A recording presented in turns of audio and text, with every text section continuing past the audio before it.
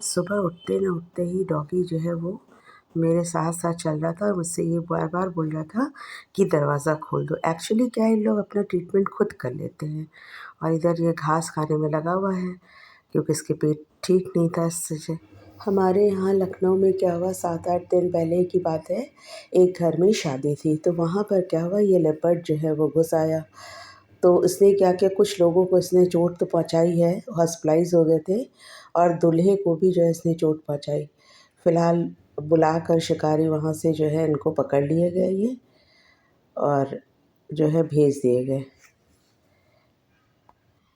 जिन लोग पकड़ने आए थे उनको भी इसने अच्छा खासा चोट पहुंचाया, उनके हाथ वाथ से सब खून निकलने लगा था, बहुत बुरी हालत हो गई थी।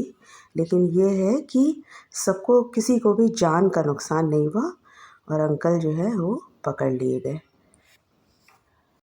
कई दिनों से मेरी तबीयत कुछ ठीक नहीं चल रही थी तो डॉक्टर को दिखाने गए। उसके बाद हमने क्या किया कि एक पूजा स्टोर में चले गए जहाँ से हमें पूजा का आसन लेना था और बहुत ज़्यादा ज़रूरी था, उसको अवॉइड भी नहीं कर सकते थे। तो फिर हमने ये आसन लिया और फिर वहाँ से आसन वासन पैक करा के फिर हम आगे निकल पड़े।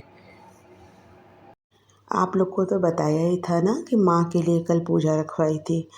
उसके बाद फिर क्या हुआ कि सबको खाने पीने का भी इंतज़ाम कर दिया गया था, सबको खाना पीना खिलाया गया और जहाँ तक हो सके मैं खुद लोगों को सर्व कर रही थी, जिससे कि लोगों को, किसी को उठना ना पड़े और किसी को कष्ट तकलीफ़ ना हो।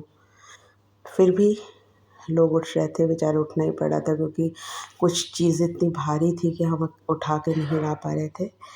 तो सब ने खाने को बहुत तृप्त होकर खाया। मेरी माँ को भी खाना खिलाने का सबको बेइंतहा शौक़ था।